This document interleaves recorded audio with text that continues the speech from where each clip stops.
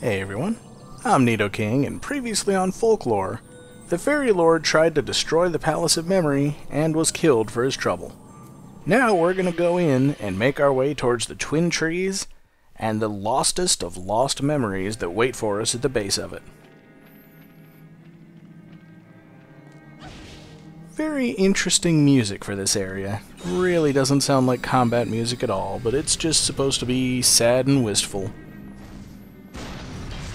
And in the first room, we're just going to be fighting some familiar folks, but there will be some new ones further in.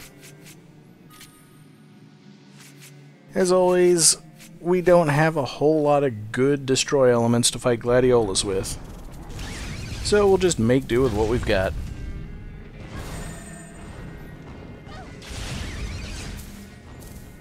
Folklore really isn't that bad a choice at this point, because the Cloak of the Midnight Sun gives us plenty of MC to work with. But I think you kind of have to use something like Skriker or Bargus to keep Gladiolas at bay while you're waiting for your MC to recharge each time.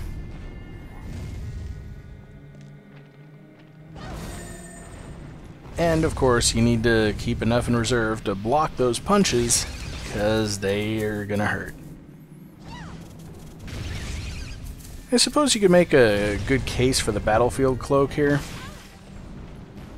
because I think most of the folks are going to be fighting this direction, or destroy, or slash element. But I just think the Cloak of the Midnight Sun is too great to give up. So let's give Gladiolas a try here. As long as you've got yourself enough space that you don't get hit while you're waiting for it to go off, it's pretty good. It's got a strong attack. And I accidentally killed that Gladiolas with the wrong folk. Sometimes the folks you're attacking don't stand still long enough for it to hit. The other problem with Gladiolas' attack is I think it takes up pretty much your entire MC meter. So you've got to make sure you're using it at the appropriate time. But it really makes things fall apart, though. And now we've got some uninvited guests, and I've got completely the wrong folk on my square button. Usually I want something with a combo attack on that button, so there's a folk in front of me I want to hit, I can just hit it. But I've found that Folklore is really handy when you've got Muscari in the room, because it's tall. It'll knock them out of the sky. And with the distractions out of the way, let's go ahead and finish off this Gladiolas. I could capture it, but I don't think it's nearly as useful as Folklore is, and building up Folklore would be more to my advantage.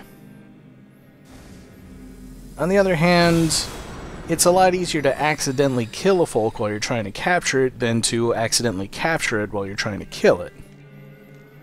Which is why I generally prefer capturing, if at all possible. Feels like I must have missed something here.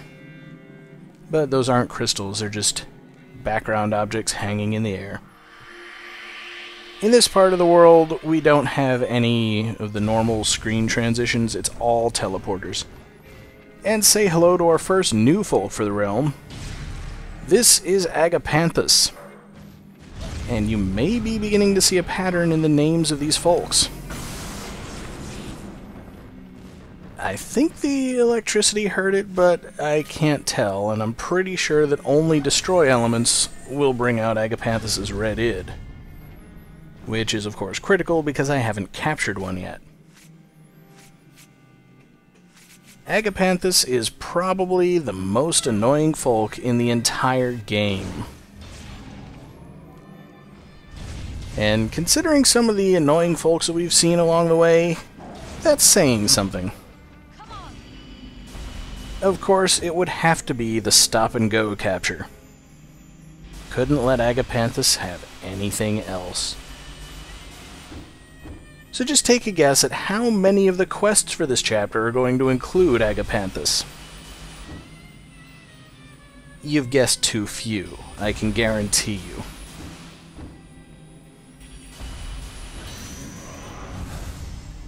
They're always a pain to capture. And the worst part of it is it's not even a very good attack.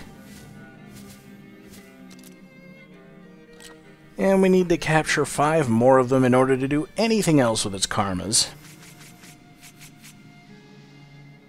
The weird thing is, if you look at the portrait in the subscreen, it shows the fire element symbol.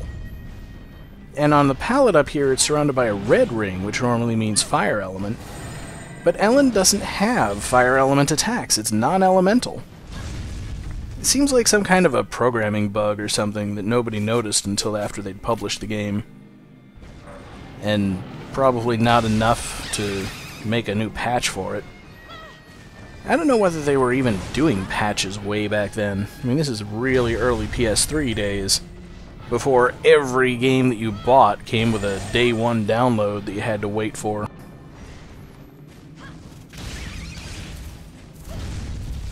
Anyway, this is the typical situation that you'll see way too many times in this game. 2 Agapanthus, which we've got to fight our way through. And the only bright side is, as long as they're both stunned, it's not very difficult to kill one and capture the other. Aside from the fact that you have to capture an Agapanthus.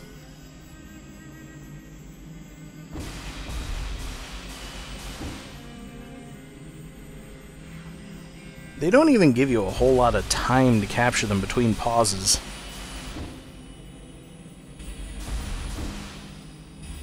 So you can just imagine trying to capture an Agapanthus while anything else is going on anywhere. And you want to know what the worst part of it is? They drop green quartz. It's not exactly tempting to grind for green quartz with Agapanthus, but they do seem to have a significantly higher drop rate for them than, well, pretty much anything else. Trying to find a Thunderfolk that I don't have to scroll very far to get to, but that also isn't going to take forever to break the crystal. And here's our second picture book page. That's all the pages in the core. And interestingly enough, when Keats got his first page, Ellen got hers as well. It's, nothing major. We got using water to take down the mini-boss's barrier, and then bond, inexplicably. Doesn't usually work on bosses. But then on the second page, something with crow heads, I guess. We'll be attacking a thunder-spitting head with water and a water-spitting head with thunder. I would never have figured that out without this page. It is rather important, though, because especially for the first half, the game rather encourages you to play through as Ellen, but it's Keats who has to fight the mini-boss, so if you got the first page of the picture book as Ellen, you can still pull it up as Keats and see what you have to do. This room is just one of the most annoying parts of the realm. They lock you into this small section with an Agapanthus and a whole bunch of Muscari. And Muscari are just annoying as it is. Fortunately, Peg Powler takes them down pretty well. You've also got the option of using Henki, which can hit them out of the air. Or you've got the option of using Ulter if you really hate playing this game.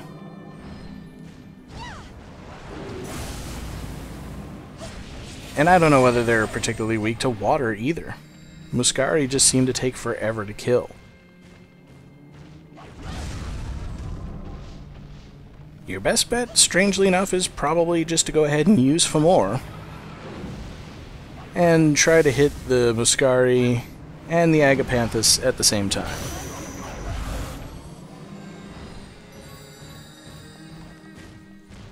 And definitely stay out of this guy's way, because he hurts. He hurts a lot if he manages to hit you. And I don't think his attacks are elemental even. They're just really strong. So no cloak is going to protect you from it.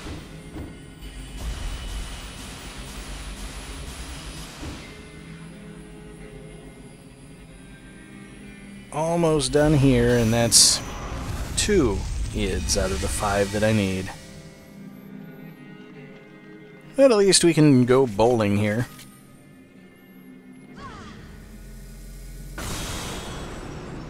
It's always fun to try to hit as many of those crystals as possible with one attack. Also means you don't have to wait for the folk to disappear and use a second attack. But Gubboy would take care of them easily enough. So we move on to another room and another new folk. I'm not really sure what the origin of Amobium is. Doesn't sound like a plant, but I could be wrong. We will, of course, be learning about a lot of these folks when the grinding video comes around. And yeah, you might notice, that's almost all the folks for the entire realm. We've got one more to find. And it's related to these guys, I know.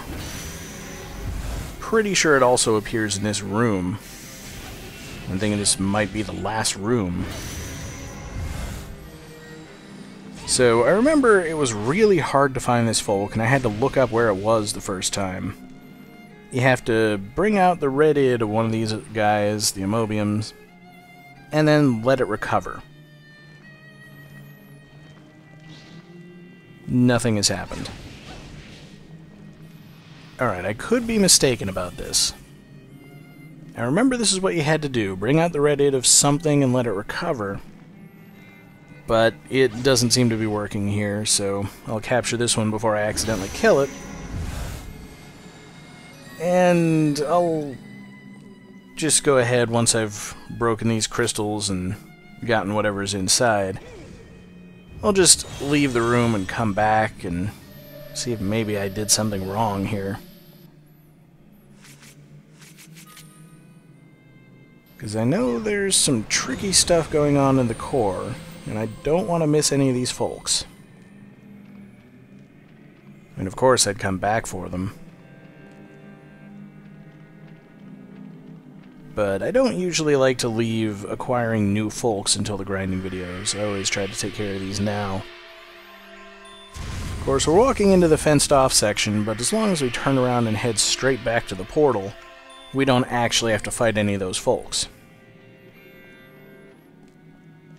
So we got the Amobiums again, but this time, if you're paying attention, you might notice that some of them are a different color. And indeed, we've got a brand new folk here. That's Bergamot. I know that one's a plant. Of course, I didn't notice that it was Bergamot, and attempted to capture it. They have one of the complex captures, so you can't take them out while there's anything else in the room. And Amobium's first karma is already done. They actually don't take all that long. Which is good, because we're almost at the very end of the game, and there's not really a whole lot of call for building up any of these folks. Especially if it were a real pain to do it. Bergamot is surprisingly hard to capture. I mean, it's still timing, so it's not difficult, it just takes forever.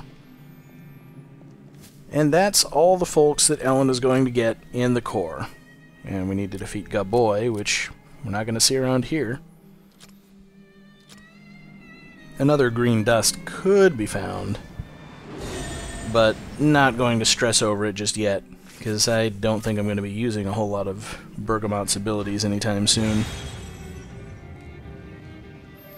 So we'll fill up our health and take a look at our new folks, what their attacks actually look like. We've got a destroy element and a slash element. Amobium isn't really all that bad. The delay isn't huge, but it sweeps through a very tiny area. As for Bergamot, it's a chargeable slash element, which I don't think any of the other ones she has can be charged. But again, it's really short range, and not necessarily superior to any of the other slash element attacks that she's got. At least, unless you do bother to charge it up. Amobium at least is effective, and since she doesn't have a whole lot of other good destroy element attacks, there's a place for it in her arsenal.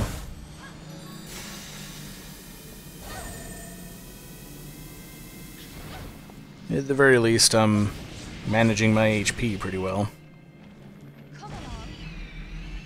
Not a whole lot of call to capture Bergamot right now, but it's good for the experience.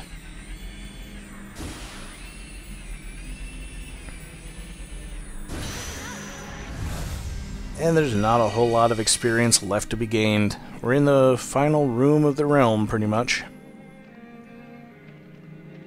And it's got lots of staircases, lots of healing crystals along the way. Not so much a final challenge, but it does provide us with this room, where we get locked in with 2 Agapanthus. At the very least, this is a fight we've been through before. And we've got a new destroy element attack, so at the very least, we've got more options than we did last time we fought these guys. You just have to make sure that if you are using Amobium, you catch them off guard, because these guys will just punch it constantly.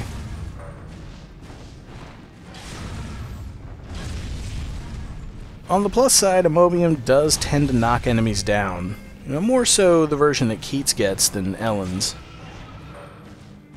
But still, when you've got an attack like Amobium, knocking the enemies down is pretty good. And it also prevents them from attacking her for at least a little while. So we get another Agapanthus capture out in the clear. And then we're pretty much done with the realm. Except for the mini-boss that we already know we're going to be fighting.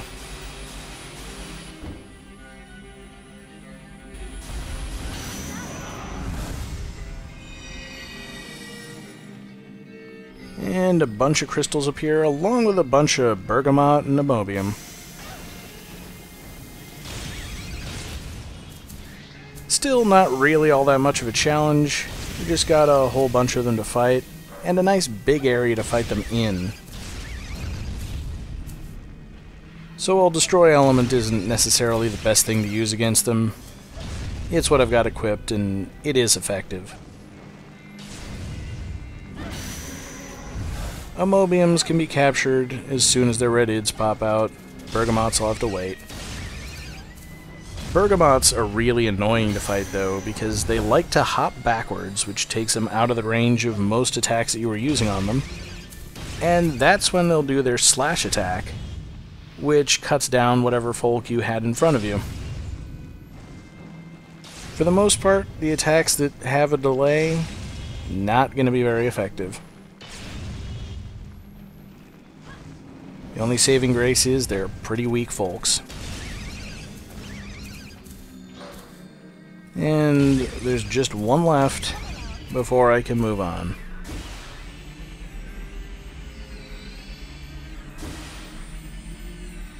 Usually you can capture one in 4 pulls.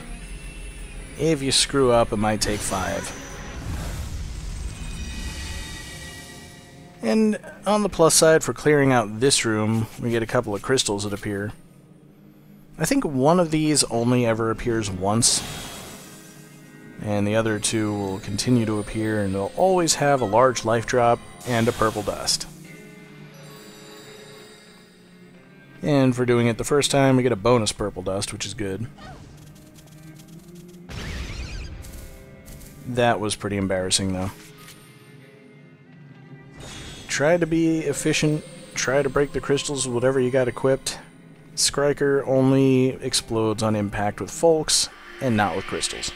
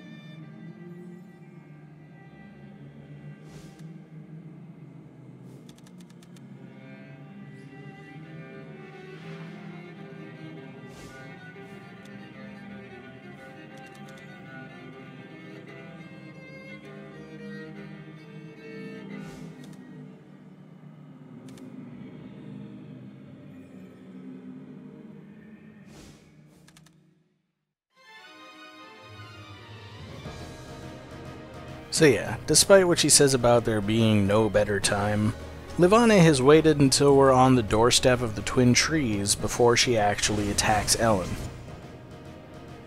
I really don't know what she's thinking, because I would have expected her to go after Ellen long before now if she wanted to stop her.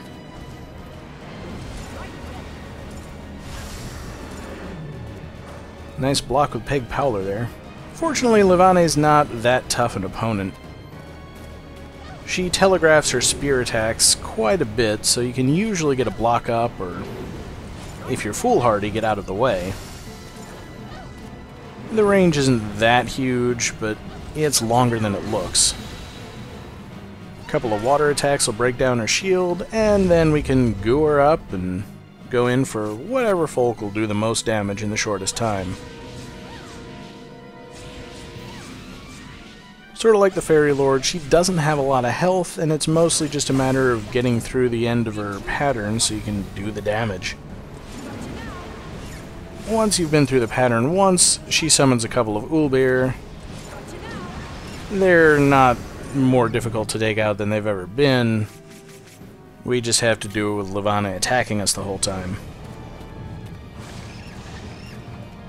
And still, the most effective way to beat them is with wind attacks. The interesting thing, as you'll see probably in a bit, is that water is not the only element that you can use to take down Livane's shield.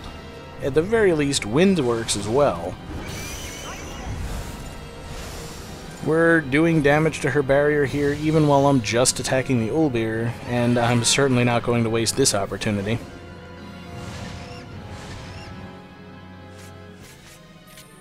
So back to smacking her around with my non-elemental attacks.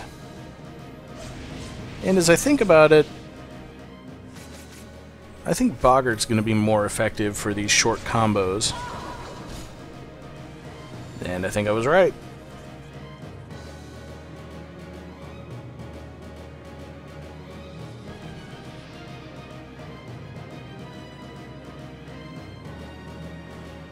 And just like that, Livane's opposition to Ellen moving forward is over.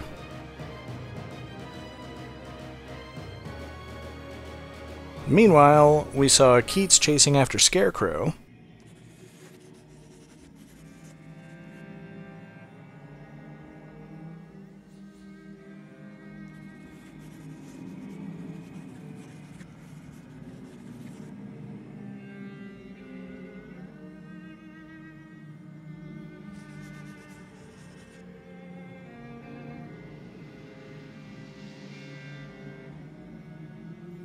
So I'd like to call it an end here and continue this in the next video because we're getting pretty long, but there's no save portal here.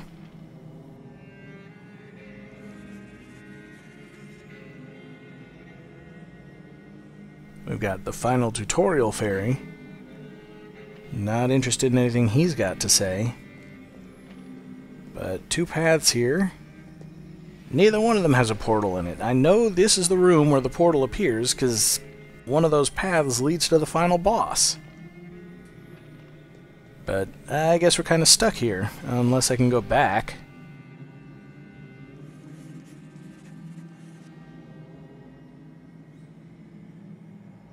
Nope, Keats is tied to doing a story event now, so let's just get it over with. Find out what's going to come up next.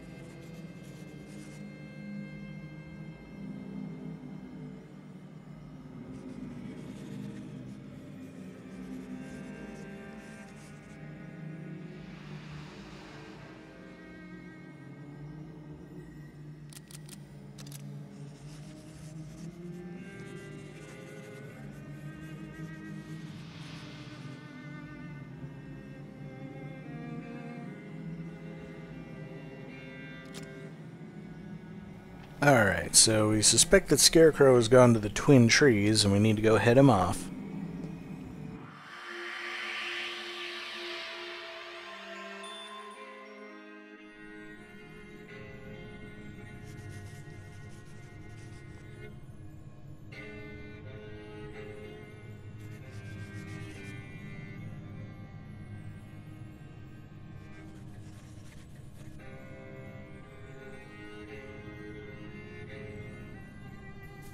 Well, while I'm here, might as well take a look around. So here we've got the Receptor Tree, which is alive and glowing, and the Sender Tree, which has Levane's spear in it and is dead and lifeless. And once again, the entrance is kind of hard to get to. And I think I hear a Nema sign.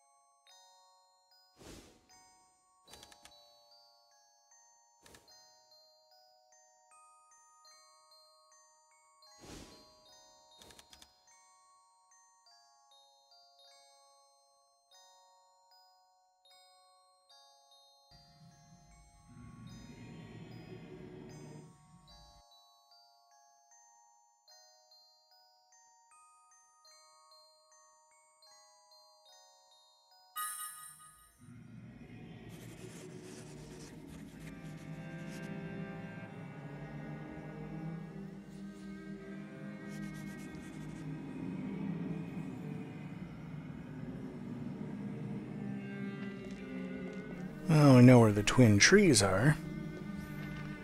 Still no portal. Wonder what's wrong.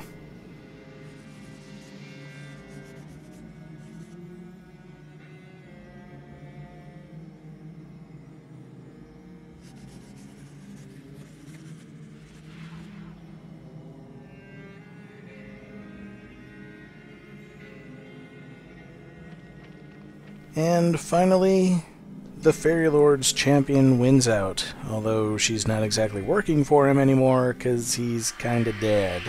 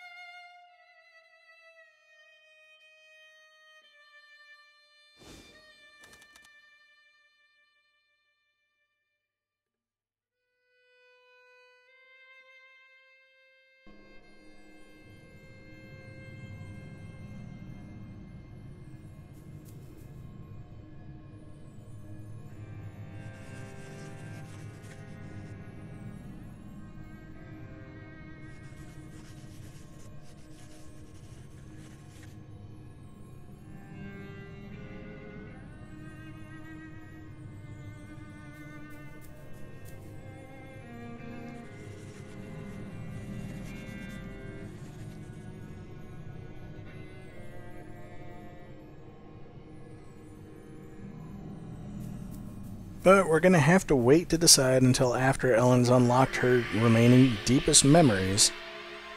And of course, we've got a long way to go before that. Keith still has to explore the second half of this realm, and then we're going to have a bunch of quests. So now that I've finally found the portal, I'm going to sign off for now, and I'll see you guys next time for the rest of the Netherworld core.